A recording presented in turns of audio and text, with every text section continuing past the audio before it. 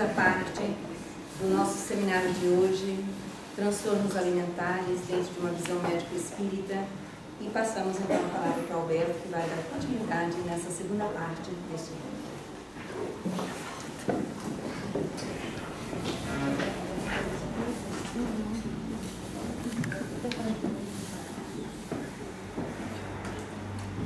Eu vou configurar aqui uma fala do Espírito André Luiz, são pelo Chico Xavier, que estabelece em 2 páginas que eu junto para fazer essa análise, para a gente poder focar um pouco nessa questão dos transtornos que nos afetam a vida de modo geral. Então, ele diz em 2 páginas, uma chama-se predisposição mórbida e a outra chama-se invasão microbiana. Então, ele faz uma análise da etiopatogenia, ou seja, de como é que é, de onde é que vem a doença e como é que ela se estabelece. Então, ele configura com os distúrbios de nossas forças mentais como sendo a base com que nós vamos estabelecer um encadeamento para doenças físicas ou para predisposição a invasões microbianas. Então ele diz que quando há um desequilíbrio por ação do espírito, que faz essa movimentação inadequada, e aqui nós vamos considerar a escolha, ele estabelece para si 2 movimentações que são fundamentais. Uma, ele adultera o funcionamento do corpo, alterando as trocas vitais do organismo, e o outro ele estabelece perturbação e prejuízo dos outros. Veja, quando mentalmente eu desestruturo minhas forças mentais, uso dissonante das leis naturais, eu leso o meu corpo ou então eu leso alguém. A si e ao próximo. Pegando aquela tríade da saúde que fala da minha relação com o divino como uma saúde plena, na medida que eu me amo e que eu te amo. Mas se eu não me amo e não te amo, eu não consigo encontrar o divino. Então, a saúde como um encontro com a divindade, a saúde integral, ela fica comprometida quando eu me atrapalho, e ao me atrapalhar, eu tanto me leso, quanto eu leso o outro. Ou por outra, eu crio possibilidades na alteração da minha energia de criar a lesão que está nesse nível a princípio, mas que se eu não conseguir reitinerar, ela vai desaguar na enfermidade propriamente dita. Então ele diz que efetivamente o passo que se segue é quando eu me dou conta dessas lesões que eu estabeleço para mim e que ficam recalcadas dentro de mim mesmo, essas lesões, essas memórias, elas vão se estabelecer no nível perispiritual. Então eu tenho 2 caminhos a seguir. Ou eu faço um movimento de recuperação e refaço aquele desequilíbrio que eu estabeleci em mim no outro, né, usando o desabafo, a catarse, como essa expressão do reequilíbrio, ou então eu passo batido nisso, ou seja, eu não corrijo, eu seguro, eu não faço o movimento imediato de reparação e o processo vai se seguindo no adoecimento, caminhando naquela direção última que é a enfermidade. Se eu faço a correção, eu faço o desabafo, eu interrompo aquele caminho do adoecimento. É tipo Judas e Pedro, ambos negam Jesus. Judas segura a onda e caminha para o desequilíbrio e termina no suicídio. Pedro chora e se recompõe depois de ter negado Jesus 3 vezes lá no palácio do sumo sacerdote, e se transforma depois num dos discípulos mais eminentes do cristianismo. Então, essa é a dinâmica.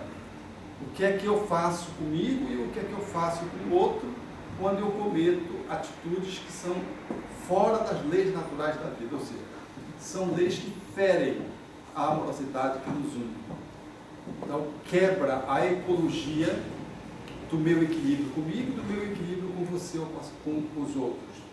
Então, esse caminho eu preciso fazer, porque se eu não fizer, eu vou descer por aqui. E descer por aqui, em nível de perispírito, é estabelecer as relações no campo perispiritual daquilo que ele chama de zonas de remorso. Na linguagem médica a gente chama de órgão de choque. As zonas de remorso diz ele que são nódulos de forças mentais desequilibradas, em torno do qual a onda viva do pensamento passa a enovelar-se em circuito fechado. É o remorso. O remorso é você tá na rotatória, não avança, você não muda o padrão, continua operando no mesmo ponto, e remoendo, ressentindo. Ressentimento não é bom, remorso não é bom. Ressentimento porque você me magoou, culpa que se transforma em remorso porque eu magoei você. Um está em relação a mim, o outro está em relação a você. Se eu fico pensando que eu lesei você e fico remoendo no ressentimento, no remorso, é ruim. Se você me lesou e eu não consigo perdoar você, e eu fico remoendo, ressentido com você, eu estou também estabelecendo lesão. As lesões que eu faço no meu corpo, elas são lesões que eu perpetro em mim, agenciando mal para os outros ou recebendo o mal dos outros e recebendo, passando o troco. Entenderam? Através de uma atitude de correspondência no desequilíbrio, o outro me agride e eu então revido essa agressividade, seja a reação, seja a castração, seja o processo de eu me ensimesmar apenas para ficar ressentido, me demorando na mágoa e experimentando ressentimento. Porque mágoa e culpa são situações normais da vida, todos nós temos mágoa e culpa, mas são processos de aprendizado. Se a culpa se transforma em culpa tóxica, em remorso, é ruim, e se a mágoa se transforma em ressentimento, é ruim, porque esses são processos adoecedores desnecessários. Aconteceu alguma coisa que eu fiz, eu preciso sair para resolver o outro. Se fizer em relação a mim, eu preciso pelo menos resolver dentro de mim, me liberando do outro, porque senão eu fico enganchado no outro. Se eu enfico a faca nas tuas costas e te mato, a lesão no outro vai depender dele. Agora, eu posso me lesionar nas minhas costas, guardando mágoa de mim mesmo, culpa tóxica, porque matei alguém. Ou posso lesar a minha mão com que eu perpetrei o ato. Então, a zona de remorso é a área comprometida com que eu me comprometi, na qual eu fico repisando uma mesma situação. E eu estou trabalhando com energia, com forças, está no livro do perispírito. E se esse processo se dá desse jeito, ele se dá na forma do desequilíbrio. Porque se eu fiz o desabafo, ou eu fiz a correção, a reparação, aí eu me alivio e me equilibro. Aqui eu tomei a saúde. Mas se eu resistir a corrigir, não desabafo, segundo André Luiz, eu crio esse campo no perispírito, que é um campo adoecedor, que é essa zona de remorso, que vai se refletir no corpo, de modo a estabelecer na interação com o corpo os espaços que vão criar as predisposições mórbidas. Então ele diz, o reflexo na parte do veículo psicossomático ligado às circunstâncias associadas ao erro da nossa autoria, ela vai se estabelecer. Na parte em que do meu corpo em que eu lesei, a mão que eu fiquei em você, que eu passo a adoecer da mão, ou diante de uma circunstância em que isso se estabeleceu, eu adoeço em face dessa circunstância, eu volto a adoecer. Então, é muito comum, às vezes, a gente adoecer diante de uma estação, ou diante de uma ocorrência que surgiu na minha vida, e a partir daquele dia, eu desenvolvi a doença. Então, no momento em que eu fui estabelecer 15 anos, a partir daquele dia eu fiz um surto e a partir daí eu enlouqueci.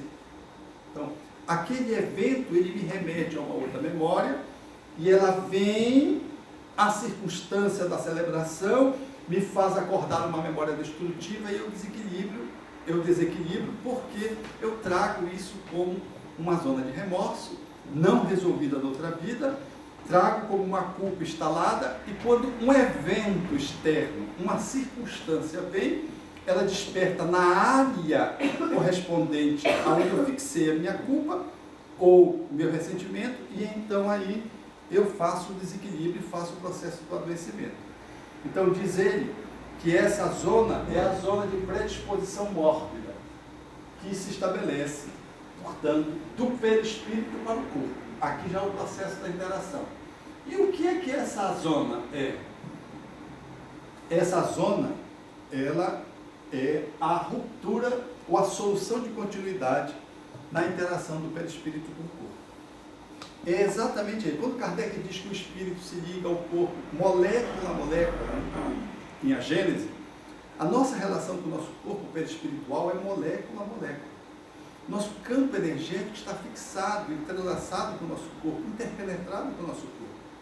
E a gente apresenta a lesão na área onde a gente concentrou o nosso processo de culpabilidade, ou o nosso ódio em relação ao outro que nos lesou. Eu lembro-me de uma moça que, ela era médica, ela adoeceu exatamente assim, nas mãos. E eram as articulações da mão que adoeceram. E ela não sabia por que ela tinha adoecido. E uma vez eu fazia um trabalho com ela, e ela foi e relembrou uma experiência que foi uma experiência muito dramática. Ela era uma pessoa da nobreza e consultaram uma bruxa acerca dos interesses dela. E a bruxa pediu para que ela pudesse fazer um acolhimento, prestasse um favor a ela. Como ela não prestou um favor a ela, a bruxa ficou com raiva e fez um ritual macabro e matou o filho dela. Quando ela soube que matou o filho dela, ela ficou com vontade de estrangular a bruxa. Teve uma crise de ódio, vontade de estrangular a bruxa e mandou decapitar a bruxa. E a bruxa foi decapitada. Quando o marido chegou de viagem, a coisa estava posta. Ela estava profundamente abatida, que era natural, e não conseguia ter vontade de viver. O tempo foi passando, como ela não melhorasse, o marido mandou matar os familiares da bruxa. Como ela não melhorasse, ele mandou matar todas as bruxas das cercanias da aldeia. Como ela não melhorasse, ele levou ela para outro lugar. O fato é que ela desencarnou, foi para o mundo espiritual, numa situação dramática, viveu situações horríveis no mundo espiritual.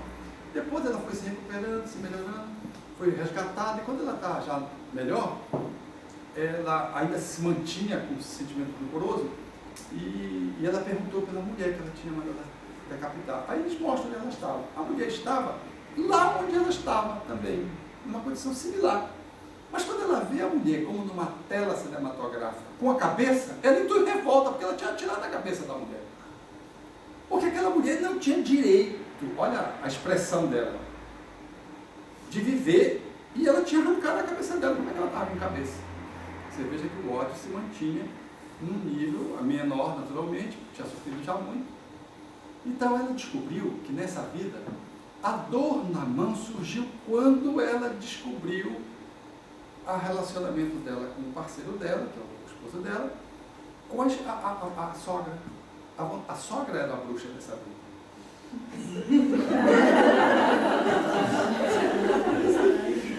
Era a bruxa. Engraçado, é médium. E continua atrapalhado. Ele fez o ritual da outra vida, e nessa vida é uma médium irresponsável, vai e falta, e não faz o que tem que fazer, e não frequenta direito, e não estuda. É uma bruxa melhorada. E ela dizia assim: é impressionante a raiva que eu tenho dela, tudo que ela me faz me incomoda. Mas a partir daí, ela foi fazendo um trabalho de perdão. Ela é uma companheira médica, outra companheira, trabalhadora de espírito. Ela disse, quando ela fez o trabalho, ela via que a raiva ela tinha concentrado na mão. A parte correspondente ao perispírito no corpo é que adoecer era a mão. A vontade de estrangular a sogra. Foi quando ela desenvolveu o quadro de artrite, que o reumatologista teve dificuldade de poder dar uma solução para ela. E ela melhorou tanto que um dia ela ficou assim, engraçado. Ela me deu uma joia de estimação que ela ganhou do esposo, e ela me deu a joia de estimação. E disse, eu vou dar para você essa joia porque é para você, porque foi meu marido que me deu, ela é viúva, a sogra é viúva, e eu vou dar para você. E ela disse, ela me deu um anel precioso de estimação, ela me deu. E ela ficava assim, porque na verdade, ela foi se desarmando para a bruxa de outrora, sogra de hoje, e a senhora foi chegando e abriu o coração da mulher também. A mulher não tinha nada com ela, era mais ela com a mulher. O problema não era a mulher, o problema era ela com os sentimentos dela em relação à pessoa. Então, a circunstância de ter reencontrado aquele espírito reencarnado fez acordar nela as memórias do passado. E ela diz assim, e é interessante que nessa encarnação, toda vez que eu me aborrecia, a vontade que eu tinha era de pular no pescoço dela e engajar aquela velha. Olha só, é impressionante como tem esse contínuo na nossa alma, como a nossa transformação ela é para e passo, e é difícil, e às vezes a gente se exige muito, não é verdade? Eu olho Emmanuel lá 2000 anos atrás e Emmanuel hoje, né? O cara evoluiu bastante mesmo, o cara era atrapalhado mesmo, né? Mas você vê, a gente precisou de 2000 anos para chegar a ser o Emmanuel que é hoje.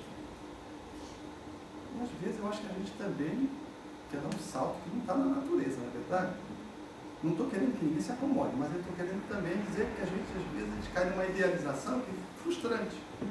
E a gente, às vezes, até abandona o nosso esforço, que não tem jeito mesmo, aí pronto. Aí deixa de frequentar o centro, porque o centro fica buzinando na gente, né? Deixa de ler, porque fica buzinando. Não, siga o seu ritmo. Faça o seu compasso, continue. Avance, não desista de você. O que você consegue conseguir, o que você consegue conseguir. Seja um pouco mais indulgente com você, sem ser acomodado, sem ser permissivo, sem ser, portanto, indolente com o seu movimento de transformação. Mas não exija de você aquilo que você não pode dar ainda. Mas não se acomode como um amigo que tudo que eu perguntava para ele, não, vou deixar isso para a próxima encarnação, mas isso não dá. Deixa para a próxima encarnação. Aí um dia de jogar tudo para a próxima encarnação, eu fiquei em dúvida, o que é que ele veio fazer dessa? Eu explicar o que é que tu vieste, ele é muito amigo meu, muito irmão, eu digo, o que é que tu vieste fazer dessa? Porque isso tu vai jogar para a próxima. Tu está jogando para a próxima, tu está de férias. Então não é o caso também. Mas nós precisamos considerar que o corpo vai trazer os acontecimentos reparadores, as enfermidades. As enfermidades são as circunstâncias que nos colocam ao encontro das nossas necessidades fundamentais da nossa existência. A enfermidade, ela é o jeito que a natureza encontrou para nos devolver a possibilidade da sanidade, o equilíbrio. Mesmo que a nossa sanidade seja um desequilíbrio psiquiátrico de um transtorno grave, como a anorexia nervosa, como a bulimia. Às vezes esse transtorno ele não está nessa vida.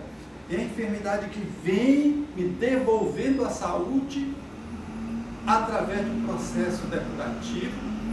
E essas energias que eu trago do perispírito, elas afloram, alteram o quimismo cerebral e eu não consigo lidar adequadamente com as demandas dessa vida. E eu fico querendo corrigir, os médicos querendo corrigir, e a gente consegue, às vezes, resultados pífios, e a gente quer mais, os familiares querem mais, mas às vezes a enfermidade, ela já é o tratamento. Eu vejo nos quadros de autismo, por exemplo, para pegar uma doença bem grave, o espectro do autismo, autismo grave, é uma patologia profundamente desafiadora, porque todas as intervenções não são suficientes de devolver a sanidade para o autista, como é desejável, tanto para ele, à medida que ele cresce, quanto para os seus familiares. E eu costumo dizer, especialmente aos pais que são muito devotados, ansiosos para que o filho cure, né? Eu costumo dizer, a medicação, às vezes, já está posta, é o próprio autismo. O autismo já é o processo terapêutico do espírito. Uma esquizofrenia everfrênica que surge na adolescência, numa família funcional, saudável. Por que surge uma alteração everfrênica, esquizofrênica, desse nível? Surge porque aquele espírito não consegue manter o equilíbrio. E ele desenvolve um desequilíbrio necessário ao seu processo evolutivo. E surge na família porque aqueles espíritos estão engajados, ainda que vivendo numa família funcional, eles estão engajados no processo de retenção junto com aquela alma. Está tudo certo. Aquela patologia desarticuladora, profundamente desafiadora, extremamente limitada nos seus resultados que a medicina vai apresentar, porque é uma mente que vai desagregando com o tempo, a despeito de todo o tratamento que receba, ela é tudo quanto aquela família funcionalmente precisa para fazer o seu caminho de evolução espiritual, individual e conjuntamente. Entenderam o que eu quis dizer? Também não é uma acomodação, para dizer, não, isso é reencarnação, é purgação, é karma, vamos cruzar os braços. Não é isso que os espíritos amigos dizem. Bernardino tem uma mensagem que eu considero lapidar no Evangelho segundo o Espiritismo, quando se trata do capítulo Bem-aventurados aflitos, quando ele mostra a questão do sofrimento, por limites ao sofrimento. O mal que surge, o que é que eu preciso fazer para deter limite para esse sofrimento? Não. Se eu devo ou não devo, se eu devo até aumentar o sofrimento para que ele seja mais útil para o enfermo. Ele é claro, porque a visão reencarnacionista que o Espiritismo tem, ela é inteiramente diferente de outras doutrinas que abordam a reencarnação, que às vezes usam a reencarnação para legitimar distonias, disfuncionalidades. Então, se eu sou um pária na Índia, eu preciso continuar pária para na próxima ser Brahma. Mas como é que eu vou ser um Brahma na próxima encarnação, se a maioria da população é pária? Então, matematicamente, essa conta não fecha. Isso é uma leitura que às vezes estimula a indigência, estimula a acomodação, estimula a injustiça social. O Espiritismo não tem essa visão. Socialmente, do ponto de vista dos nossos transtornos, então, o nosso adoecimento interior, nós não podemos usar, não, o seu karma, deixa assim, deixa sofrer, vamos até aumentar um pouquinho para ser mais útil. Não. A proposta de Bernardino é, faça o que tiver ao seu alcance para aliviar, se você não puder curar. Quem sabe Deus não colocou você como instrumento de cura? O instrumento de cura numa família citada, como eu citei, é a família. É os pais, são os remédios. Os irmãos e o paciente faz parte do processo. O paciente se recupera através da esquizofrenia, na próxima existência já vai ter uma lucidez muito mais em conta, e a família se recupera porque empurrou o cara para a esquizofrenia. E agora vem junto fazer o processo de recuperação juntos, usando médico, usando remédios, usando psicoterapia, laborterapia, tudo que for possível ser usado para minimizar a dor, porque a dor, ela precisa ter a dose certa. Eu não preciso transformá-la numa dor cruel para melhor ajudar a pessoa. Então, eu não posso advogar o masoquismo nem o sadismo, usando a reencarnação como processo libertador para o doente. Mas eu não posso me revoltar contra a dor. E eu não posso dizer que, já que não tem jeito, então, como muitos fazem, né? Nem amor à dor, ao ponto do apego à dor, numa atitude de sadomasoquismo, nem negação à dor indispensável que comparece sem que a gente tenha feito nada nessa vida para que ela surgisse. Ela surge. Então, lidar com a enfermidade é um processo que requer um manejo adequado. A metodologia kardeciana é causas atuais das aflições. Ele começa por causas atuais, ele começa por causas anteriores. A gente faz ao contrário, né? Algo que deve ter feito na outra vida. Já começa a pensar assim. Kardec faz ao contrário. O que nós fizemos para merecer isso nessa vida, ou para acontecer isso nessa vida? O casamento não deu certo, a atrapalhação na empresa, a saúde da ruim. O que é que eu fiz nessa vida para que essa coisa desse certo, tivesse esse sofrimento? Diz ele, olha que ele é rigoroso, diz em mais de um lugar nas obras fundamentais. A maioria dos nossos sofrimentos, a origem está nessa vida. Curioso isso, né? Mas, se não tiver nessa vida, necessariamente está numa outra. E, muito comumente, o processo da interação de uma vida e outra. Então, a enfermidade, ela surge em função de todo esse caminho que o André Luiz propõe, e ela surge como um mecanismo reparador. Aí diz ele que esse processo nos sugere, através da enfermidade, que o processo ou se estabiliza, você viu o filme agora, Teoria de Tudo? Né? Steve Ralph?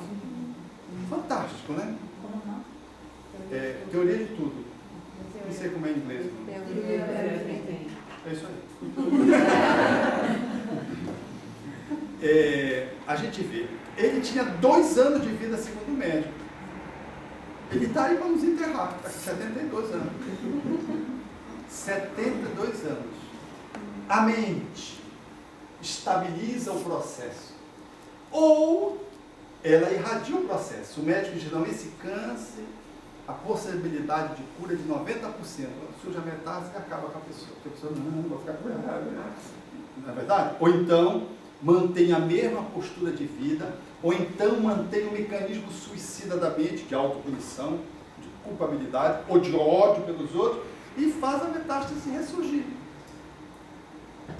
E a doença que poderia ter cedido irradia-se em função de uma ação mental que estimula o processo a que ele avance. Então, o André Luiz fala do automatismo, aonde o fator microbiano, ele pode ceder ou ele pode avançar de conformidade com aquelas escolhas que nós estamos fazendo. Nunca digo com uma pessoa que ela não tem cura, porque não sabemos disso. E também não digo com uma pessoa que ela tem saúde perfeita, porque no dia seguinte ela pode surpreender você fazendo um surto. Eu lembro da minha esposa, ela pegou um vírus. O vírus pegou o cérebro dela, ela ficou completamente maluca. Graças a Deus passou. Eu vi, se ela desenvolvesse aquela doença mental, eu ficava olhando, porque tudo que ela ficou exagerado. Ela fez um processo de encefalite viral e ficou a marcha ébria e caía. E como ela é teimosa, eu dizia, você não pode subir na escada. Eu vi, ela estava lá na escada, lá em cima. Gente, tudo que era de ruim dela e de bom aumentou. Ela ficou exagerada em tudo. E eu digo, meu Deus, leve esse vírus daqui já. Senão... Aí foi, eu tinha até um congresso na época, era o primeiro congresso da Flórida, que eu ia participar. Fiquei viagem, não posso viajar. Porque os filhos ficaram assim, porque ela ficou completamente desparafusada. E aí aí passe, homeopatia, acompanhamento médico, clínico, psiquiátrico, para ver se ia precisar ou não de usar remédio, segurei com a homeopatia, não foi necessário, ela foi, e voltou para ser uma doente normal. Ou seja, só para as encrencas dela, que o vírus tinha sido afetado. Uma semana antes, nós não diríamos que somos incapazes de dizer que uma pessoa vai ter um vírus, cuja receptividade do perispírito na área correspondente cerebral, por exemplo, pode alterar o teu psiquismo. O exemplo citado do herpes, daquele rapaz. Então, é muito difícil um médico dizer que ele vai curar ou que a pessoa é incurável, porque o paciente, a exemplo aqui do nosso físico inglês, aí está com 72 anos, depois de... O médico provavelmente já foi enterrado algumas vezes, até desencarnado de novo, e o físico continua aí vencendo o tempo, né? Revolucionando o tempo. Então, é importante nessa perspectiva que o André nos coloca, para mostrar esse fator interno. Então ele diz assim, abstraído-se da falta de higiene, da imprudência, da imprevidência, todas as patologias obedecem a esse circuito. O circuito daquilo que você traz dentro de você e vulnerabiliza você ou coloca você de forma resistente. Quantos de nós aqui temos uma flora profundamente agressiva dentro do corpo e não somos doentes? E nem vamos desenvolver a doença, porque temos um equilíbrio que não nos permite adoecer. Mas muitos de nós aqui, num dado momento, em função de um evento, do encontro com uma pessoa, de uma ocorrência da idade, porque às vezes você vai, quando chega numa idade, aquela idade acorda uma lembrança do passado que foi naquela idade. O teu psiquismo evoca, em função da tua idade, um evento que aconteceu. E aquele evento traz uma memória sepultada no teu inconsciente, que revela toda essa dinâmica, que agora se traduz na forma de uma vulnerabilidade na interação perispírito e corpo, e você cria as zonas de predisposição mórbida e pode adoecer sem que você pudesse estar prevendo. Então, buscar o Evangelho como uma fonte inspiradora para estar cultivando os valores indispensáveis a viver uma vida melhor a cada dia, é tarefa de prevenção de doença e de implementação de saúde. Porque nós, espíritas, não temos que ficar perseguindo a doença. Nós temos que estar ampliando a saúde. Quanto mais saúde interior nós tivermos, menos vulneráveis estamos às enfermidades. Precisaremos menos delas. Mas se elas surgirem, há algum chamamento para alguma ocorrência dessa vida, e se não tivermos nada nessa vida que nos permita fazer um encontro da causa, da causalidade, vamos para outra, porque nós não adoecemos gravemente, salvo quando nós tragamos dentro de nós mesmos essa suscetibilidade para o adoecimento na conta de nódulos de forças desequilibrantes, predisposições móveis, no perispírito que guardam todas as nossas distonias que um dia vão vir. E às vezes, diz o André Luiz, está no fundo da piscina o lodo e eu preciso ir lá no fundo da piscina tirar o lodo. Ou seja, a vida está indo muito bem, eu estou de vento em polpa, está na hora de tirar o lodo do fundo da piscina. E eu vou lá e tiro o lodo do fundo da piscina. Aí a gente vê uma vida tão bem, por que ele adoeceu, né? Adoeceu porque ele está em condições agora de maximizar o seu processo de limpeza interior. Ele adoeceu, e a doença que veio não é dessa vida, é de uma outra, e às vezes uma outra até bem recuada, onde ele vai e tira aquilo no processo de depuração, aproveitando uma existência pródiga, na qual a enfermidade entra e vem como processo de limpeza final de uma determinada encrenca que ele traga. Ele tem mais saúde do que muitas pessoas que estão ditas saudáveis. Porque nem todo o processo do adoecimento significa dizer que nós estamos pior. Às vezes nós estamos exatamente muito bem para poder ter adoecido. Parece um paradoxo isso, né? Parece um paradoxo, mas não é. Isso tem tudo a ver com essa dinâmica maior. Quando a gente vê Chico Xavier doente, a gente fica pensando, e aí? Ou Francisco de Assis, por que Francisco de Assis tem um tracoma? Doença nos olhos, ficou cego. Se ele foi o único discípulo de Jesus, quando era João, evangelista, que não adoeceu, morreu de velho. Quem ele adoeceu? Ele adoeceu por escolha. Ele não é um espírito doente. É um espírito que veio, como cego de nascença lá na época de Jesus, veio, experimentando uma limitação para nos ensinar o processo de como viver a dor, como viver o sofrimento. A dor dele não é expiatória, não é depurativa. Ele não tem pendência no fundo da piscina. A dor dele é processo dos missionários. E ele pega a barra de ferro incandescida, porque era o tratamento da época, para queimar o tracol. E abençoa e faz um canto ao fogo, que deveria selar a sua visão, porque não iria curá-lo, iria deixá-lo cego. Mas ele canta ao fogo. É de tal ordem essa postura dele diante do fogo, e de tal ordem a dor que Frei Leão desmaia, só de ver. Então, nem toda enfermidade significa que a pessoa está enferma. Às vezes, uma alteração pode vir por uma escolha do espírito, a fim de que ele possa demonstrar para a humanidade a dores dos santos, né? Dos heróis, dos espíritos iluminados, que sofrem sofrimentos, mas vêm nos ensinar como é que a gente pode lidar com o sofrimento. Faz sentido isso para vocês? Então, nessa dinâmica do aqui e do agora, de viver do aqui e do agora, nós poderíamos trazer essa visão do André Luiz, olhar para o nosso corpo, e olhando para ele, dizer assim, poxa, o que é aí? E aí, como é que está? Quantos anos eu tenho? Como é que eu tenho usado o meu corpo, o meu burrinho, né? O meu carro? O nosso carro, a gente diz que é uma BMW, né? Mas recebeu um Fusquinha, né? Mas esse é o Fusquinha que eu mereço, ou que eu preciso para fazer a minha jornada coletiva.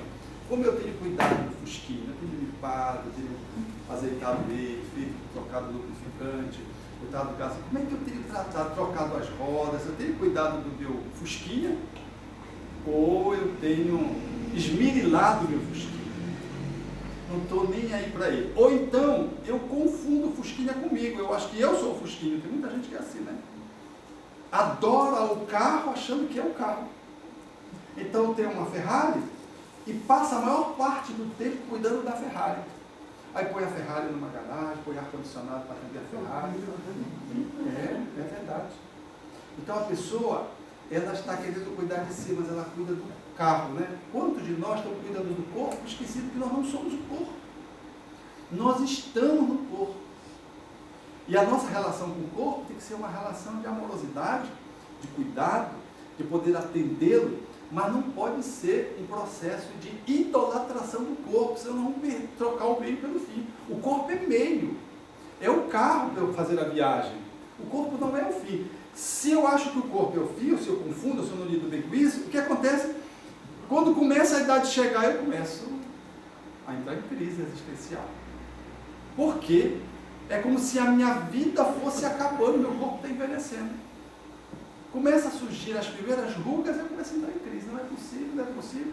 Aí eu vou entrando nesse emaranhado, eu vou entrando nesse processo corpóreo altamente desequilibrado, procurando sanar o processo de envelhecimento. Eu quero lutar contra o envelhecimento.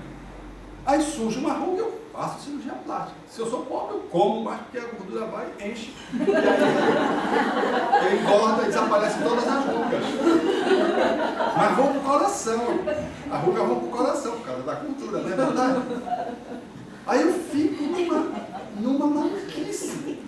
Porque eu não quero aceitar que as dobradiças começam agora a estalar. E quando eu levanto, já sinto uma certa dificuldade de levantar da cama. Ou, como dizia um amigo meu, Alberto, depois de uma determinada idade, ele dizia, se você fez 50 anos, 60 anos, levantou e não sentiu nenhuma dor, pode fazer sua oração, já desencarnou. Tá? Ele brincava com o corpo. É natural que quando você levante, você já não pode levantar com toda... né? Porque se você levanta, você pode tombar para a direita. Não tinha isso, agora não tem. Você tomba. Ou então você não pode, tem que levantar devagar. Já não pode levantar assim, tem que levantar de lá. Não deixa. Faça isso com bom humor e vá lidando com o corpo. É o Fusquinha que já está querendo bater um pino, mas você põe no frente, ajeita lá aquele motor, porque ele tem que render mais, para ele poder levar você. Quanto mais você puder ir lá no rally da vida, você vai para chegar lá onde você precisa chegar. Não desprestigie, não. Mas não pense que o Fusquinha é você, porque senão você vai começar, achando que o corpo é você vai começar a virar mesmo, né? A entrar num processo de conflito grave. Outro dia veio uma pessoa, ela abraçou-se assim, e olhou para ela e disse assim, eu agradeço a ele ter me trazido até aqui. Sou espírita, já avançou nas décadas, e amorosamente acolheu o corpo, num reconhecimento do quanto aquele corpo era uma bênção. E ela estava numa consulta médica, minha amiga, consulta médica, e era academia no corpo. E começou a dizer o que ela dizia para o corpo. O quanto ele tinha lhe proporcionado nessa encarnação aprender. E dizia assim, às vezes eu até maltrato ele, mas eu agradeço muito a ele, porque eu estou para devolvê-lo para a natureza. Num encanto de beleza, não está desejando a morte, ao contrário, precisa de muita vida. Então, se você estabelece uma relação com o corpo de identificação, você acaba por pensar que você é o corpo. Aí você tem que reconhecer o corpo como o seu templo. Como templo a gente não deve profanar. Mas ele não é você. Ele é uma expressão do seu espírito, mas é descartável quando acabar o tempo de validade dele. Mas não descarte antes do tempo.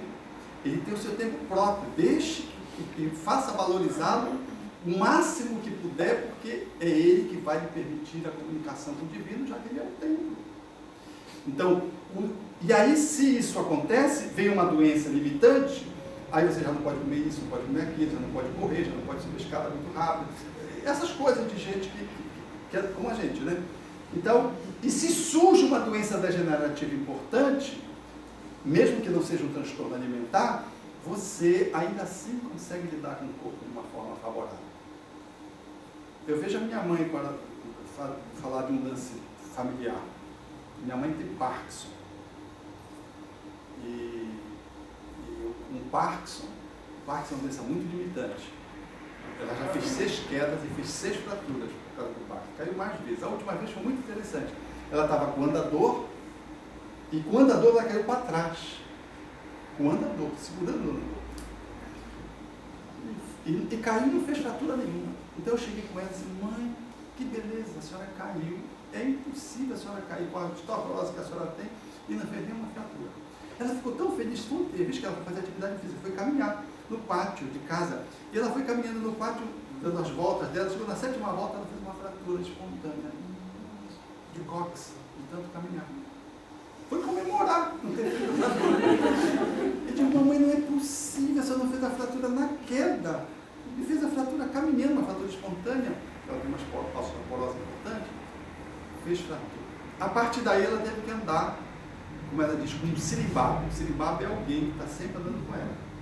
Então, é um familiar, um cuidador. Então, tem sempre uma pessoa caminhando com ela. Para ela aceitar o cuidador, gente, vocês não imaginam. Chegou um dia no evangelho, ela disse, vocês me enganaram. Mas como assim, mãe? Vocês não me disseram que eu tinha que andar todo o tempo com uma pessoa. Eu disse, mamãe, nós não dissemos isso, a senhora que não quis ouvir.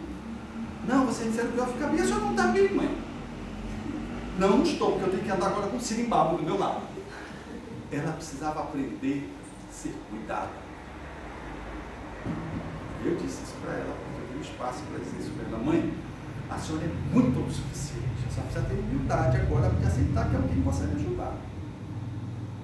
E ela foi e está tirando nota 10 na aprendizagem. Está fazendo o que tem que fazer. Mas não deixou de viver. Não estou em depressão.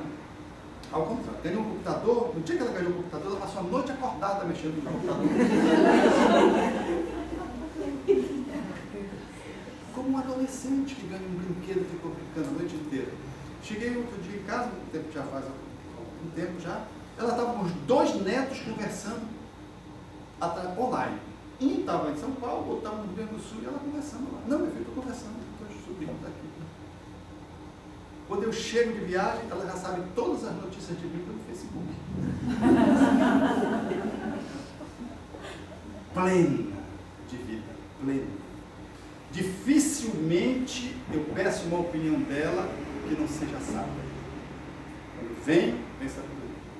Quando vem sabedoria. As falas dela são densas. Uma alma que está aproveitando a vida amplamente. E eu digo, puxa, mas como eu estou aprendendo com você? E aí ela tira por menos. Né? Eu digo, não deixe de falsa humildade. Aceite o elogio. Porque efetivamente ela é muito robusta. E outro dia aconteceu um evento no âmbito desse corpo, que a gente acha que ele é imperecível, que um irmão meu levou uma bala no braço. Um assaltante deu um tiro no carro, parou o carro, tinha película, ele queria assaltar, ele estava nervoso, era um assaltante não profissional. A gente ora em Belém para ser assaltado pelos profissionais do assalto, porque eles não nos machucam. Porque os amadores, eles nos matam. Até para assaltar, a gente precisa orar para que, se acontecer, aconteça o melhor.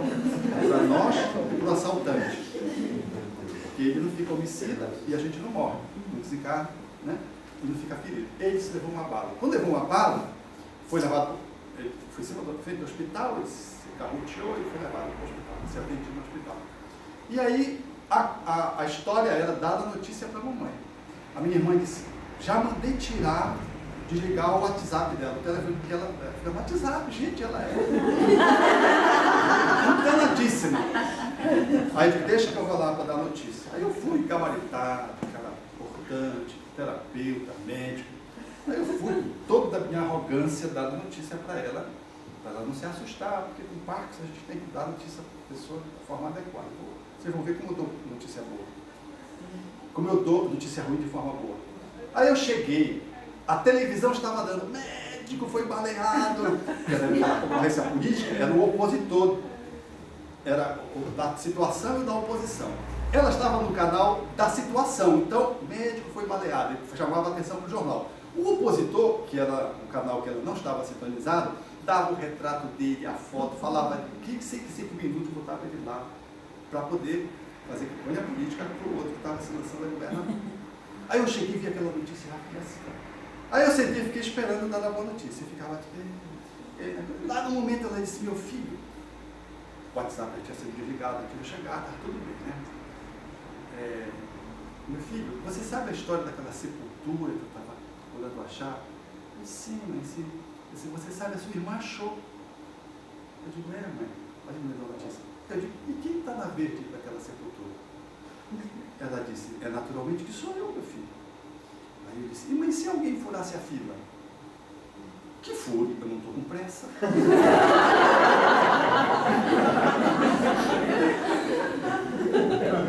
Era a deixa que eu queria para dar a notícia. E eu disse, então, pois é, mamãe, o Cerejo está muito bem, mas quase que ele fura a fila. O Cerejo andou muito bem, não. O Cerejo está muito bem, mas quase que fura a fila. Quer dizer, quando eu disse que está muito bem, tá? Disse que ele não morreu. E muito bem. Ela, como assim? Não, houve um probleminha, sofreu um assalto, mas já está bem. Mas o que foi que eu... Não, ele levou um tiro. Você diz, mamãe, o Cerejo levou um tiro. Mas dizer que ele está bem, né? Não, eu digo logo no final. Está bem, legal, na boa, e depois eu vou colocando a tragédia. Não, levou um tiro, depois de uma crise, foi muito bem atendido, o médico estava lá, entendeu? E ela ficou, pai, eu saí dando a notícia. Aí quando eu... Aí fiquei, isso mais ou menos, assim, depois de uns 10, 15 minutos que eu estava com ela lá na casa dela. Aí tá, passei mais uns 10, 15 minutos lá com ela, parece que ela tinha administrado bem. Aí quando eu fui sair, eu notei que ela não estava assim, mãe, a senhora não está acreditando? Ela disse, ficou assim, reticente, e disse, por quê? Eu disse, não, porque eu acho que você não está acreditando. Aí peguei, liguei para o meu irmão, a sala cirúrgica, ele estava sendo fechado lá, o outro estava lá, que é médico, também estava apoiando. Aí digo, olha, põe aí o Cerejo no telefone, que a mãe não está acreditando. Aí o Cerejo põe o Cerejo no telefone, puxa para ela, ela falou. Aí quando eu digo, você não está acreditando, vocês têm me escondido agora as coisas, depois que eu estou vendo, vocês estão me escondendo as coisas. Eu estava achando que você estava querendo me dar notícia em 2 tempos. Olha, aí eu saí achando que fiz o serviço perfeito. Você não acha que eu fiz o serviço perfeito? No outro dia, o meu outro irmão chega e fala, poxa, como é que tu vai dar notícia para uma mulher assim? Eu digo, como assim, como? Eu estava nervoso. Gente, o ser humano é muito bonito. Como a gente é só a ponta do iceberg, a gente acha que se conhece. Tu nervoso como? Não, ela disse que tu estavas muito nervoso, que tu pulava da cama dela para a cadeira, da cama dela para a cadeira. E eu fiz isso, meus amigos. Eu querendo dar notícia, eu querendo melhor não entra. E você dava depois eu sentava na cama. Com essa tranquilidade, sabe? De alguém que não para no lugar. E ela também disse o seguinte, que ela te ofereceu um cafezinho e tu não aceitaste. Eu achei que era só. Ela disse, não. E quando tu chegastes, tu não a beijastes como tu beijas. E de fato, eu não beijei como é. Porque toda vez que eu chego, eu a beijo na testa e dou a minha testa para ela beijar. Então eu cheguei, beijei e não dei a minha testa. E ela, ó, velhinha ficou de olho. Gente, aí eu ria com meu irmão, mas aconteceu tudo isso, como é que eu não percebi? Para vocês verem como nós somos tão vulneráveis, né? E achamos que a gente está pleno, nada. E a bichinha, na tranquilidade, por isso que ela tinha razão para achar que eu estava querendo dar notícia em 2 tempos. Ela viu que eu não era eu era atrapalhado naquele momento, eu estava nervoso. E ela então teve a desconfiança. Veja, é uma mulher de 88 anos, com parkinsoniana, só anda acompanhada, mas antenada na vida. Antenada. Usa os recursos eletrônicos para estar conectada ao mundo, lucidez plena, e disse, meu filho, a hora que Deus quiser me levar, eu vou. Pleno despojamento a qualquer coisa que pudesse representar o seu estado afetar o seu estado de saúde espiritual no processo da desencarnação. Eu olho para ela e me sinto mais doente que ela. Quem é o doente, eu ou ela? Quando eu me coloco assim do lado dela, entendeu? Porque ela tem a limitação da idade, mas ela tem muito mais saúde do que eu proporcionalmente. Estão entendendo o que eu estou querendo dizer? Então, façamos uma pausa para refletir sobre nossa vida física, nosso corpo. Façamos uma pausa para avaliar o quanto a saúde e a doença não tem a ver só com os micro-organismos, tem a ver com essa subjetividade que o André Luiz traz. E, portanto, o estado emocional pode nos estar colocando numa vulnerabilidade extrema. Eu lembro de um jovem que vivia um problema de abuso sexual e foi ao Chico. E quando foi ao Chico, ele contou para o Chico que tinha sido abusado pelo pai. E aquilo tinha sido um drama. E ele, quando foi aí a um templo religioso, narrou a experiência para o religioso se aproveitou e abusou dele adolescente. Então ele ficava muito machucado. E o Chico o acolheu de uma forma incompreensível para ele. Né? Como é que tanta dor o Chico pudesse dizer para ele que ele estava num bom caminho, que ele seguisse, que ele não desistisse, fez um estímulo. Então, em função desses dois traumas, ele caiu com umas experiências de promiscuidade e se contaminou de AIDS. Aí voltou o Chico e disse: Chico, eu estou doente. Aí o Chico disse: eu também, meu filho. Ele disse: pois é, Chico, eu tenho AIDS. E o Chico disse: eu tenho glaucoma. O Chico começou a falar aquelas doenças todas que ele tinha, né? Ele disse: mas Chico, é AIDS, eu vou morrer. E o Chico disse: eu também, meu filho, vou morrer. Mas é incurável, Chico.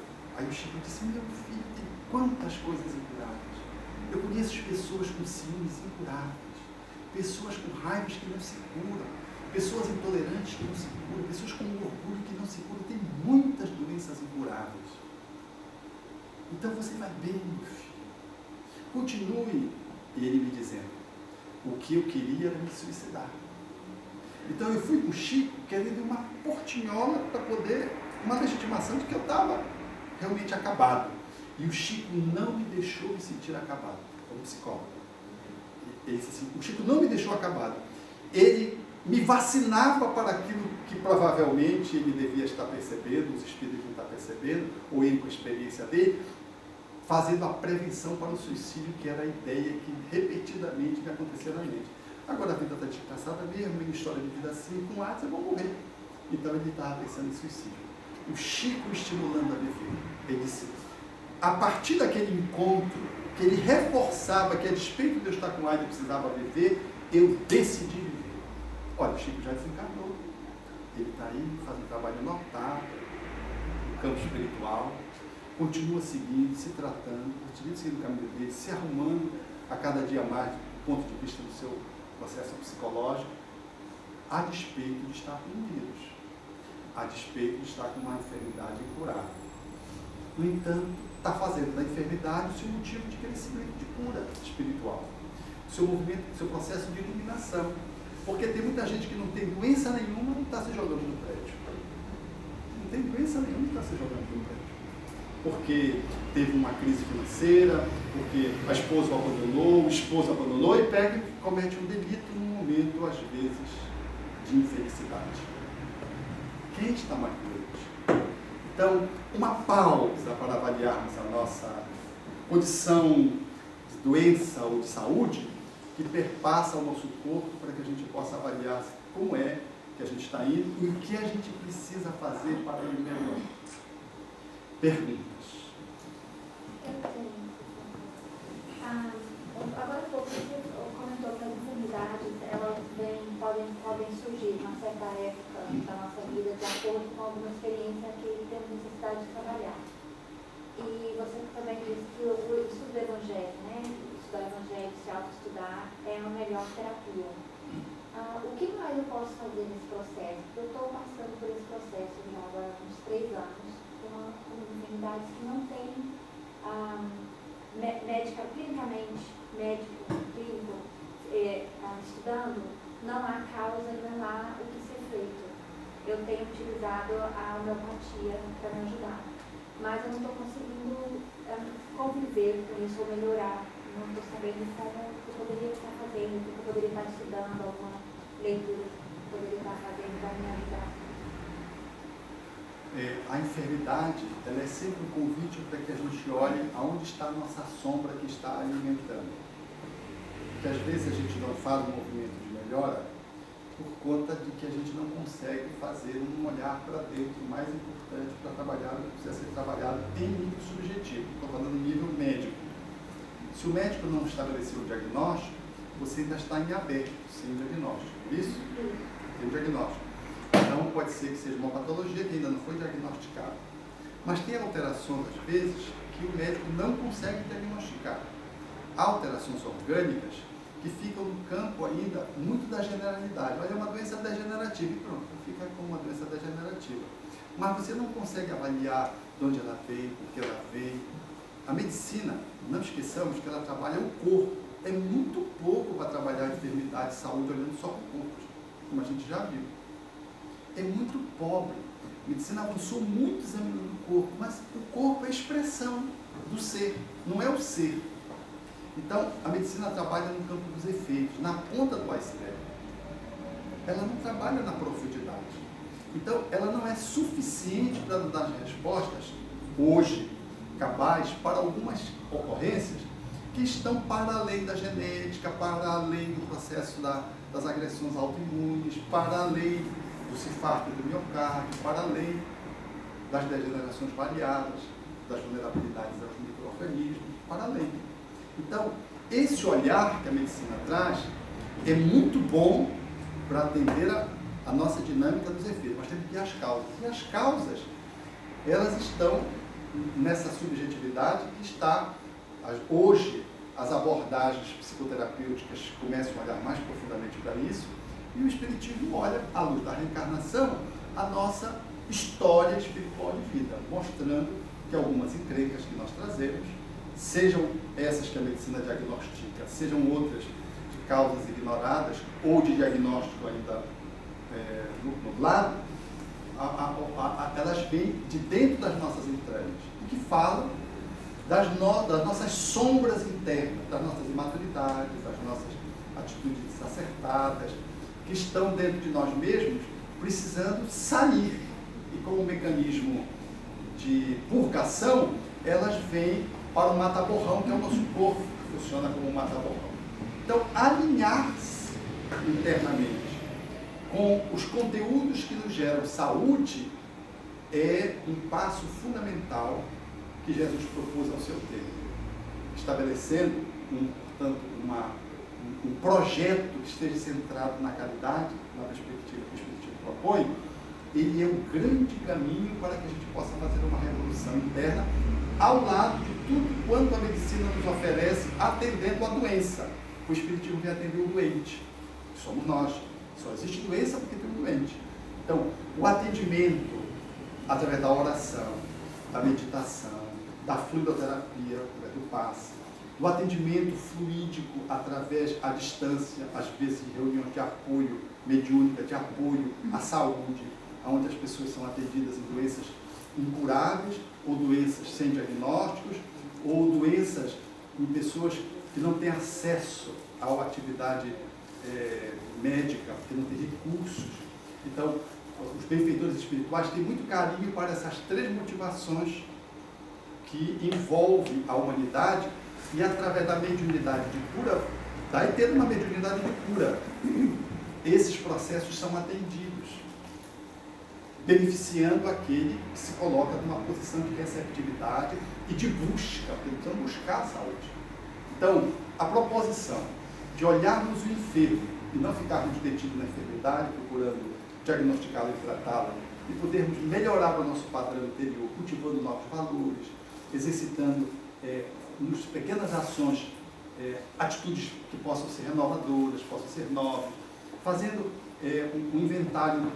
Que hábitos nós precisamos atualizar, mudar, que já passaram de ter, ou que vícios nós precisamos erradicar, cuidar mais do pensamento, né?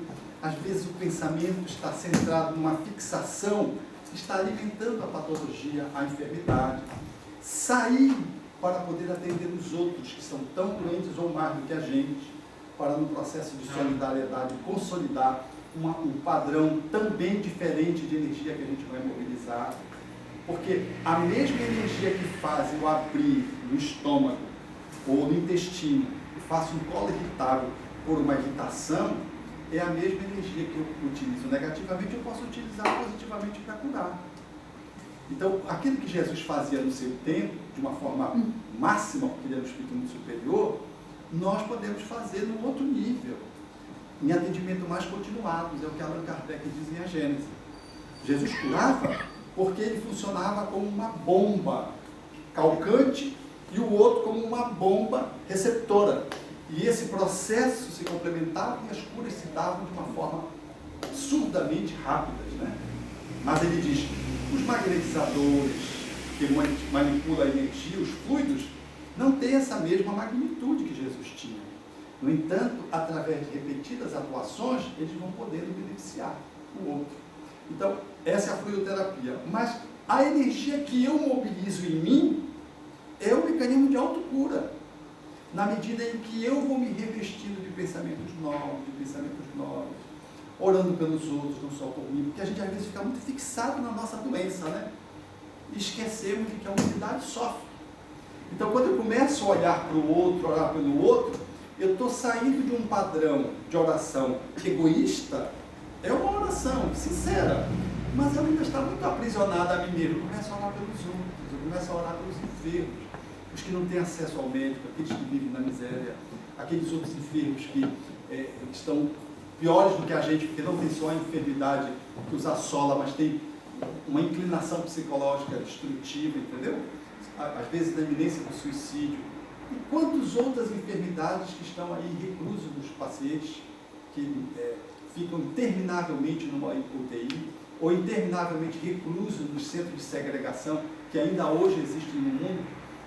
Na África, se nós pensarmos na África, nós vamos ter muita motivação para poder mobilizar energias curadoras dentro da gente, porque a luz que eu acendo para projetar alguém é a luz que banha as minhas células, é a luz que banha o meu corpo perispiritual. Eu mobilizo com as minhas forças para o bem, solicitando bem aos outros, eu mobilizo essas forças dentro de mim, criando luz própria.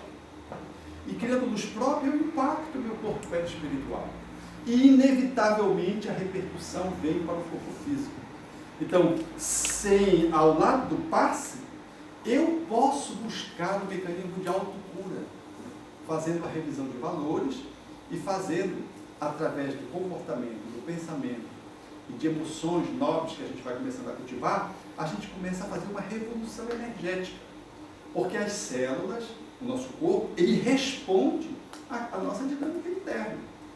Não tenha dúvida que a nossa dinâmica interna, corporal, ela traduz aquilo que a gente está fazendo com a gente ao longo do tempo e no aqui e no agora.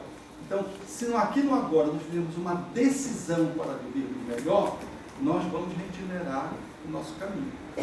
E pedir aos espíritos amigos que possam nos atender. A oração de intercessão por nós mesmos e por aqueles que sofrem como nós. E quando for atendida por algum profissional, peça ajuda para o profissional. Ore para que o profissional seja inspirado para poder lhe atender. Quem mais? Pergunta. Diga.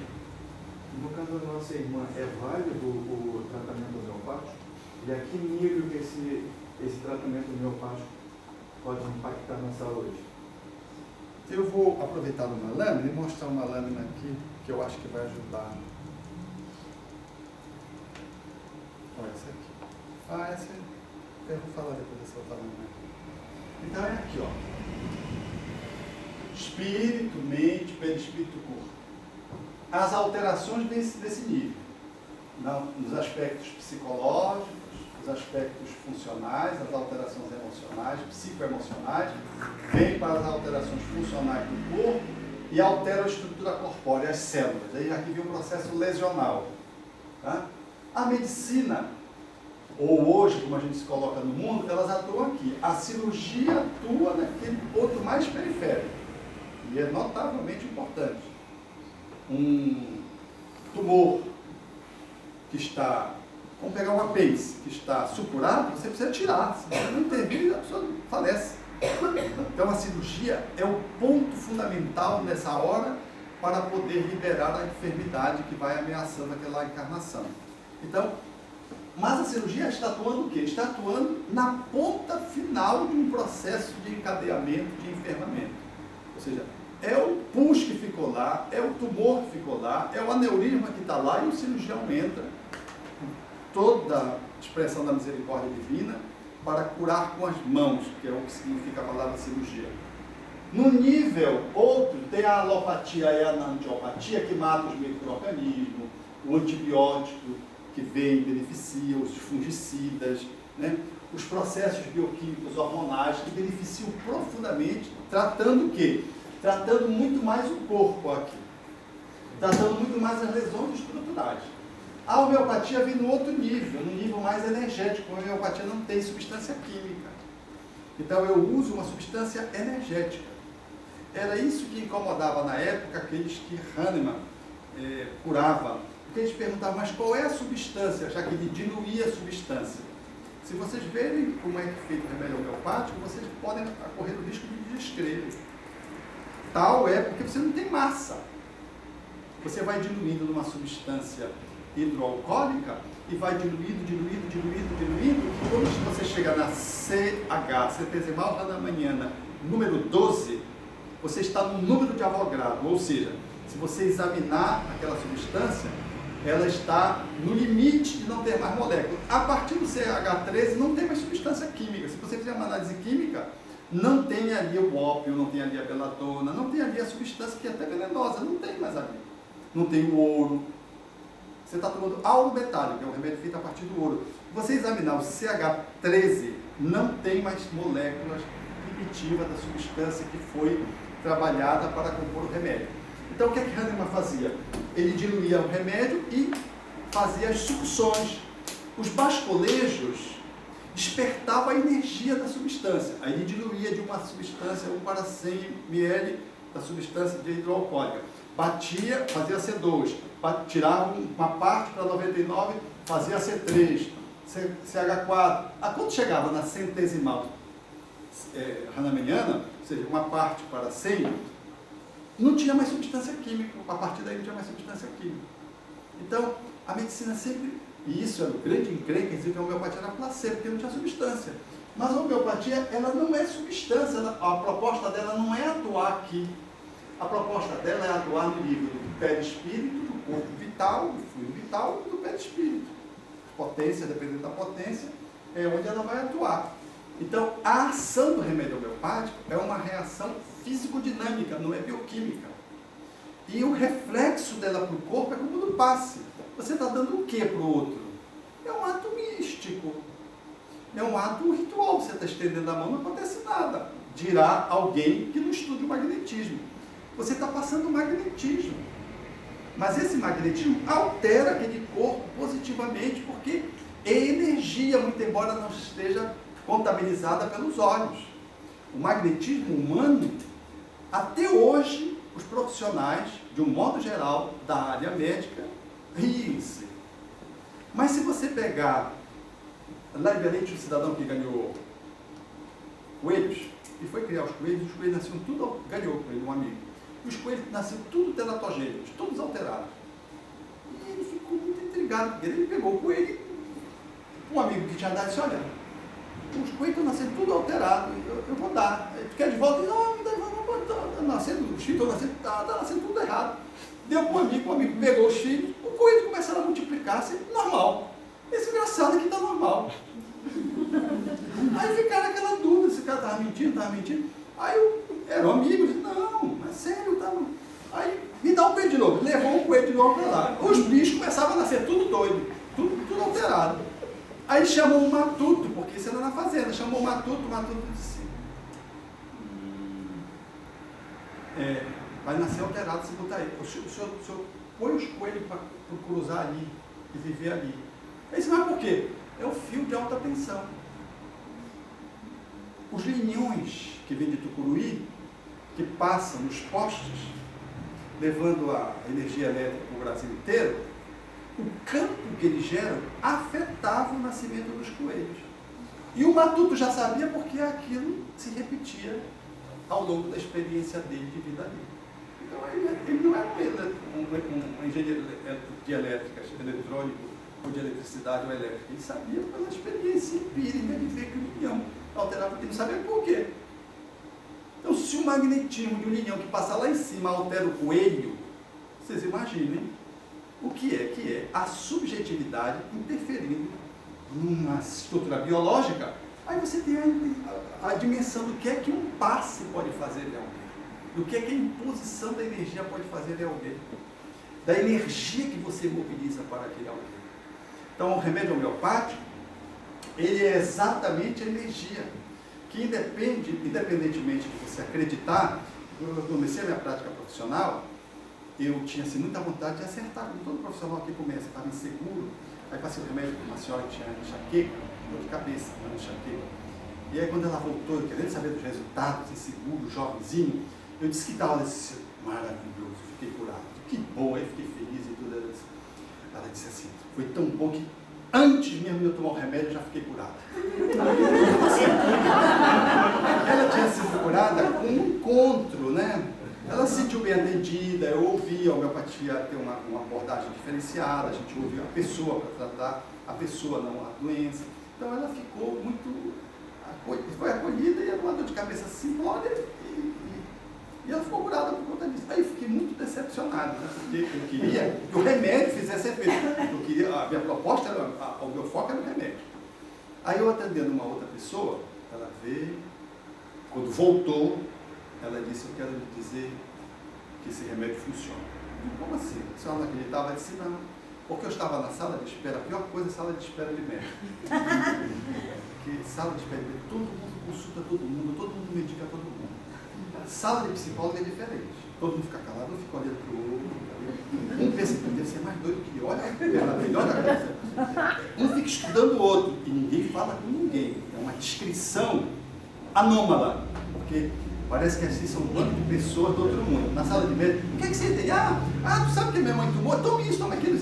E falam mal do médico, e falam bem do médico, aí rola tudo. Eu tenho uma amiga que entrou, disse assim, deixa eu acabar de contar esse caso, né? Não, um parênteses. Era uma senhora que tinha um problema no joelho, né? Aí quando entrou a minha outra pessoa, que era uma amiga, ela disse, eu passei por uma ama com o joelho dela. Aquela senhora estava com o joelho inchado, não sei o que. Essa era uma parenta, mãe de uma minha cunhada. E aí eu brincava com ela, disse, dona Lu, diz a senhora, ele acabou com o meu paciente, ele nunca mais voltou, a senhora curou com a sua marupuama. Por que a senhora não foi medicar ele? Não era para a senhora medicar, a senhora curou. E ela ficava com uma culpa, ai meu filho, eu vou lhe mandar outros pacientes, Mas era só para mexer com ela. Aí essa paciente também disse, não, é porque eu estava na sala de espera e tinha uma outra pessoa e eu ouvi falar que o senhor é espírita e que o senhor era médium. Quando ela entrou, eu achei curioso isso, ela perguntou, o senhor é espírita? Eu disse, sou espírita. O senhor é médium? Eu disse, não, eu sou médico. Antes dela entrar, a minha paciente entrou e contou, olha, está rolando uma conversa aí, e a pessoa disse que tu é médico, que tu é espírita, uma outra paciente. Quando entrou essa segunda, a primeira ouviu a conversa, ela veio fazer essas perguntas, o senhor é médico? O senhor é espírita? Sou. O senhor é médico? Eu disse, não, eu sou médico. Eu sou inclusive muito alto, eu sou médico. Vou fazer um pouco. Aí ela disse assim, e o que tem a ver esse tal de espiritismo com homeopatia? Aí não mexa com o espiritismo, mexeu com o espiritismo e eu perco o equilíbrio, sabe? Eu disse, não tem a ver nada. A homeopatia trabalha a saúde orgânica e aonde a homeopatia termina, o espiritismo continua. É exatamente essa abordagem. Onde o espiritismo continua. Então ela saiu, quando ela comprou o remédio contrafeita, por causa da conversa na sala de espera, não ficou convencida com a minha explicação, ela viu aquelas bolinhas de açúcar, ela disse, mas eu já tinha comprado, aí eu tomei. E doutor, o senhor não sabe que aquilo fez efeito nele? E ela tinha melhorado muito, absurdamente ela tinha melhorado, ao ponto dela ter voltado, porque não era alguém que estava levando alguém. Então, mesmo descrendo, ela tomou a energia, como alguém que toma um passe, como alguém que é desconectado ali no espírito, ela recobrou a saúde ao ponto de ter voltado ao médico que ela não voltaria, porque ela estava descrente, ela ficou descrente lá dentro da sala de espera. Então, o remédio homeopático é uma punção de energia introjetada no nível do nosso campo espiritual. E repercute para o corpo físico e faz, então, o processo de reharmonização orgânica se estabelecer por tabela. O mesmo se dá com a acupuntura, que tem a mesma virtude que está aqui no campo das medicinas energéticas. A psicoterapia é uma outra intervenção que vai para além da dinâmica da funcionalidade alterada, que a homeopatia atua muito bem nessa área. Ela vai para a dinâmica do psiquismo, porque é o psiquismo alterado que altera o perispírito e a energia, o corpo vital, que altera o corpo físico e apodrece e morre, entendeu? Então a psicoterapia é uma abordagem mais profunda ainda, porque ela vai atuar no psiquismo. E o espiritismo trabalha para além do processo da terapia ordinária é de ordinária, sem ser ordinária mesmo, é de ser das terapias tradicionais, ordinariamente colocadas, porque ele trabalha a imortalidade do ser, ele trabalha do psiquismo numa perspectiva bem transpessoal, trazendo o Evangelho como a nossa fonte de cura permanente. Jesus como sendo o nosso grande médico das almas. Porque trata a alma, não trata só o corpo. Muito embora ele curasse o corpo, curava lá o paralítico, curava o cego, curava o coxo, curava o obsediado. Mas a proposta de Jesus é vai e não torne a errar. A proposta dele era uma proposta mais profunda. Ele não veio para curar corpos. Ele veio para nos iluminar, mostrar o caminho do nosso processo iluminativo. Então, a proposta da homeopatia, ela é perfeitamente pertinente, como você está perguntando. E ela atua nesse nível, e você pode se beneficiar muito, né? E como as outras abordagens, dependendo de cada situação, e nenhuma desdiz a outra. Elas são atuações em níveis diferentes, em instâncias diferentes. E cada instância dessa, se você pode atuar positivamente, que bom! Junte tudo. Não seja fundamentalista se agarrando a alguma coisa só e achando que aquilo vai fundamentar. Junte no seu processo da busca da saúde, junte. Agora, não perca a dimensão do que é consequência, do que é causa, do que você é o indivíduo que enferma gerando a enfermidade, para não perder essa perspectiva de compreensão da arqueologia da doença, dessas camadas com que a doença se revela para nós. Aí nós faremos as diversas intervenções de forma sincrônica, sinérgica, nos beneficiando e beneficiando os outros. Então, quando você for dar um passe, às vezes você está nas mãos do benfeitor espiritual da pessoa que você está dando passe. Você não sabe o benefício que você pode estar causando a ela. Você nem imagina, porque você nem conversou com a pessoa. Às vezes a pessoa que fisicamente está muito bem, está num quadro de iminente suicídio, na iminência do suicídio, e você está ali com um passe, dando-lhe um influxo de energia que será capaz de alterar aquela rota daquela pessoa, sem dizer uma palavra, só com um passe. Vai lhe alterar o campo energético, poderá lhe permitir naquele momento que alguma entidade seja desvinculada, ou obsessor cruel que esteja impondo uma ideia fixa de resolução através do suicídio, e você estará beneficiando alguém. A oração que você faça, Ivone Pereira fazia assim, todos os dias ela orava, e sabe o que ela orava? Ela tirava do jornal as pessoas que se suicidavam para orar por eles. E quantos espíritos ela beneficiava orando por aqueles que mais tinham sofrido. E a gente não ora, não, ora, o espírito pode vir do meu lado, se agarrar em mim. A gente não ora com medo, até para fazer o bem a gente tem medo. Ela tirava do jornal os nomes para orar por aquelas pessoas para beneficiar. É a prece intercessória, na linguagem da Dona Joana de Anjos, capaz de poder fazer alterações, beneficiar a pessoa aonde ela estiver. E você se beneficia porque você está agenciando essa prece, sendo alguém que vai ao divino e pedindo pelo outro. Quando a gente faz isso, a gente se torna sempre uma pessoa melhor. Então a proposta desse encadeamento, ela é profundamente terapêutica. A última pergunta. tenho percebido que as orações, por vezes, dão o mesmo resultado. Só que, para mim, tem sido uma dificuldade enorme aumentar a minha fé, tornar o meu coração mais quente, de forma a fazer a coisa resultar. Como é que se passa de um estado assim como o meu, muito bruto? Eu penso que a oração e a fé é um processo de conquista. O Espiritismo propõe para a fé, para além da fé inata que o ser humano traz como herança de alguém que descende do divino, nós vamos construindo uma fé por uma elaboração racional, pela filosofia espírita, e nós vamos concretizando por tudo quanto em vivendo, nós documentamos pela ciência espírita de que aquele fenômeno é um fenômeno que se dá. Então, a construção da fé do Espiritismo é uma construção científico-filosófica que deságua numa perspectiva de religiosidade, de espiritualidade, e que vai se avolumando à medida que a gente vai ampliando a nossa capacidade de compreensão filosoficamente e vai vivendo e olhando os resultados cientificamente, praticamente. O fato, comprovando a teoria que eu analiso enquanto filosofia. Eu vou dar um exemplo para você, assim, bem. Outro dia nós estávamos em Belém e veio uma entidade que se comunicava que tinha se perdido. E ela dizia, eu sou um médico. E narrava a história dela. Eu estava num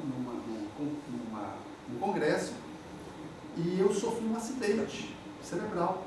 E quando eu volto para o corpo, eu perco a lucidez. Fora do corpo, ele mantinha a lucidez. Aí ele deu um nome, deu a cidade onde ele morava, deu a especialidade dele, deu o nome da filha. Ele deu dados avolumados. O que é que a gente fez? Consultou o Google, para ver se existia aquele indivíduo. Tudo que ele disse era veraz. Aí nós telefonamos, o companheiro da nossa instituição telefonou para casa, tomou o endereço através das informações que foi via Google dele e pediu conseguiu o telefone, telefonou para a casa da pessoa, para o Espírito Santo.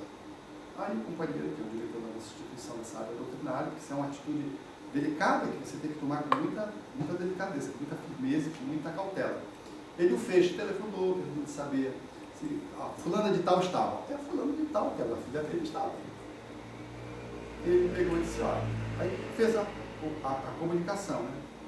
Nós estamos aqui, nós moramos em outro estado, em Belém, eu pertenço à instituição, assim, assim. Então, eu não sei como é que você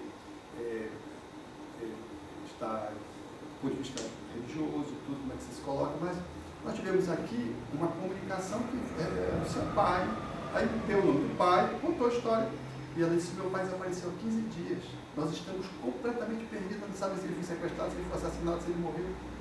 A notícia chegou e foi um bálsamo para aquela jovem. O esposo dela veio e disse, eu não sabia que vivos se comunicavam, eu pensei que era só morto que se comunicava. O genro que estava alinhado, porque imagine, um homem sai para fazer um concurso e desaparece 15 dias depois. No hotel só se tinha a imagem dele saindo andando. A última imagem que se tinha dele. Ele saiu andando, fez um acidente vascular cerebral. Então, eu estou dando esse exemplo, a exemplo de outros exemplos que eu te poderia dar aqui, que são situações que ocorrem e que você vai sedimentando a sua fé. Porque nós não temos a menor dúvida, à medida que a gente vai estudando o Espiritismo, que essas coisas se dão. Mas cada evento desse que se dá, alicerça a sua fé. Porque é uma experiência que você incorpora, não é uma teoria que você leu. É uma teoria que se concretiza na prática à medida que você vai vivendo. Então a fé é um processo de construção. Nós não podemos também nos desqualificar porque a gente não crê como crê o outro. O outro crê porque o outro tem uma outra história. Às vezes a crença do outro é até cega, até parece que é muito, mas é uma fé ingênua. Ele é capaz de fazer uma bobagem com a fé dele. E a gente admira a fé do outro, mas é uma fé ingênua, uma fé que está num outro nível. Nós estamos num processo de construção de uma fé robusta. Uma fé capaz de enfrentar a razão face a face em todas as épocas da humanidade. Não é uma fé pequena, mas nós estamos nessa construção. E à medida que a gente vai vivendo experiências que vão solidificando na nossa alma tudo aquilo que a gente estuda de Espiritismo. E a gente vai construindo dentro de nós mesmos, sem se dar conta, uma fé robusta capaz de poder fazer o enfrentamento de situações muito difíceis. Eu vivi experiências na minha vida muito delicadas, tipo assim, meu pai surtar, meu pai era doente mental, surtar, ir para a rua e não ouvir mais ninguém. Sabe o que nós fazíamos? Sentávamos na família e pedíamos a Jesus que nos ajudasse, que falecia a nossa condição de poder ajudá-lo, e que ele pudesse naquele momento interceder, porque nós não estávamos conseguindo mais fazer o manejo da sua crise de transtorno que ele apresentava, da sua psicose. E acabávamos de orar, saímos para agir e milagrosamente fazemos o manejo dele. Ele simplesmente ficava pacífico, violento, ficava pacífico, e nós conseguimos fazer uma intervenção sem precisar fazer um manejo agressivo. Chamávamos o bombeiro fazia o resgate, e ele aceitava silenciosamente que momentos antes da prece ele estava num processo de rebeldia extrema, sem aceitar das pessoas que ele mais ouvia, que era minha mãe e o irmão meu. Ele se fechava e ficava agressivo e a gente perdia o contato. Mas a oração que nós fazíamos, com absoluta crença de que ia se dar da melhor forma possível. E íamos e sempre se dava. Então, eram experiências que a gente não fazia assim, vamos experimentar. Não, nós tínhamos certeza. Por que nós tínhamos certeza? Porque nós vivemos muitos momentos difíceis, cada um, né? Mas com ele, coletivamente. Então, fé é um processo de conquista de viver gradualmente. A fé espírita, essa fé lúcida, essa fé racional, essa fé que caminha para outros parâmetros de espiritualidade significativos, ela é um processo de construção que passa pela razão, que passa pelo fato, para você poder expressá-la como uma potência da alma que te conecta com o divino, que você faz o que precisa fazer, porque você tem certeza. Você tem certeza, você não crê, você tem certeza. É diferente ter certeza do que crer. Crença é crença, pode ser ou não ser. Certeza é a convicção, mas não é uma certeza fanática.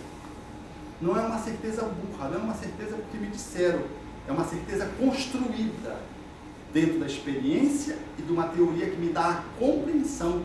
Kardec usa muito essa palavra quando trata da fé, a compreensão, e que me dá uma fé construída, elaborada, e me permite me colocar no mundo de uma forma bastante abundante. Eu queria encerrar o nosso encontro agradecendo a vocês, lembrando aquela coisa que eu mostrei agora aqui, ó. Os girassóis, essa foto aí eu bati, eles olharam para mim e eu bati. Nós somos girassóis na busca do divino. O fototropismo que está em a natureza, ele também fala das nossas movimentações. Mesmo nos nossos transtornos, nas nossas doenças, são movimentos que a alma faz para poder se encontrar com a divindade. São tentativas, pela via do sofrimento, de nós nos recolocarmos num outro lugar que possa nos reconectar com o divino. A doutrina espírita é essa possibilidade magnífica que nós temos de poder honrá-la, encontrando Jesus, que nesses dias faz tanta falta. E poder fazer isso com simplicidade, com singeleza, mas com profundez.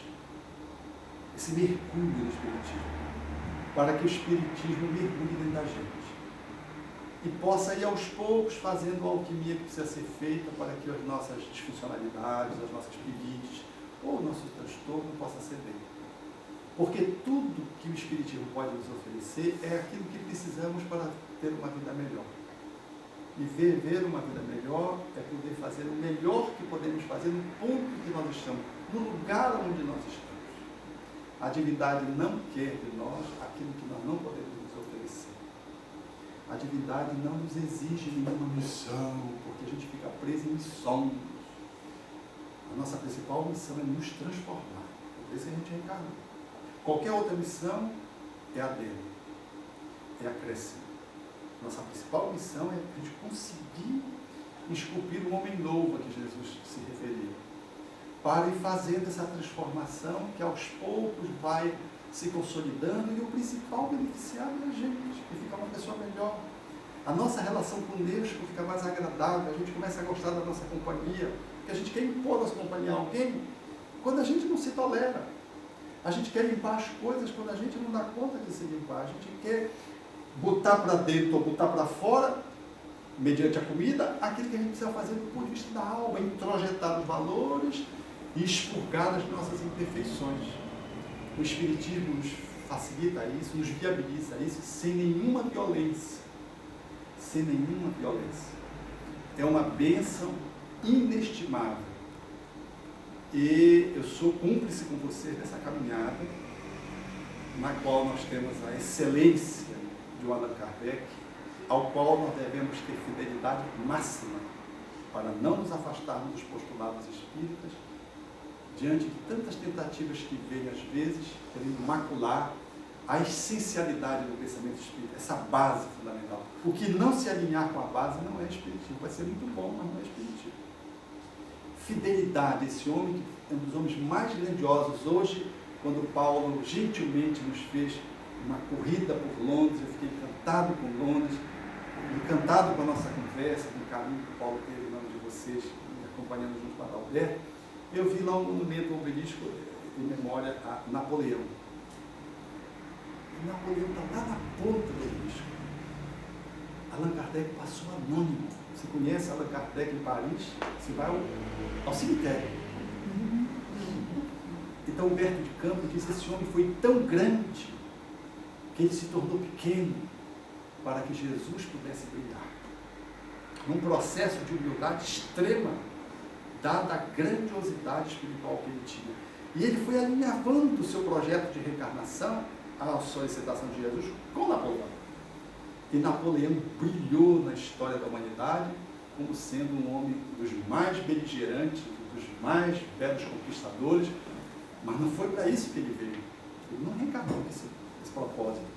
Ele vinha dar suporte para que o Espiritismo pudesse efetivamente se efetivar de uma forma melhor, segundo Humberto de Campos. E Kardec, que deveria ter em Napoleão esse apoio, que teve um encontro espiritual antes dele reencarnar, quando Napoleão já estava no corpo, ele manteve-se fidelíssimo a Jesus.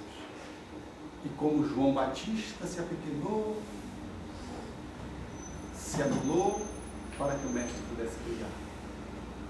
Vocês, eu, fazemos parte dessa minoria crítica, porém expressiva, como fermento, para, em nos mudando, darmos a nossa contribuição social onde estivermos, em qualquer lugar, com fidelidade a Kardec e com fidelidade a Jesus, que representa o nosso sol maior, que nos devolve a possibilidade de nos encontrarmos Deus sem qualquer radicalismo que pudesse nos transformar num homem bomba, mas sem qualquer ateísmo que nos pudesse ridicularizar a divindade, menosprezar o divino, sem saber que está tratando a natureza, que é Deus, na sua expressão, na criação. Entre esses dois extremos estamos nós, aqui, para fazer a transformação dentro da nossa própria alma e darmos, mediante essa amorosidade que vamos tecendo dia a dia, a nossa contribuição para a transformação. Eu quero agradecer a vocês o caminho, a Evangelise que me convidou para estar aqui, e dizer da minha alegria de ter podido compartilhar esses 2 dias fecundos para mim, nesse encontro tão saboroso, num país que me surpreendeu muito graciosamente. Obrigado.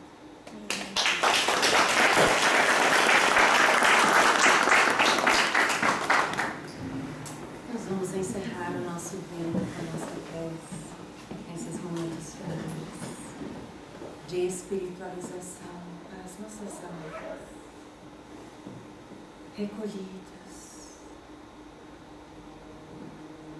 conectados,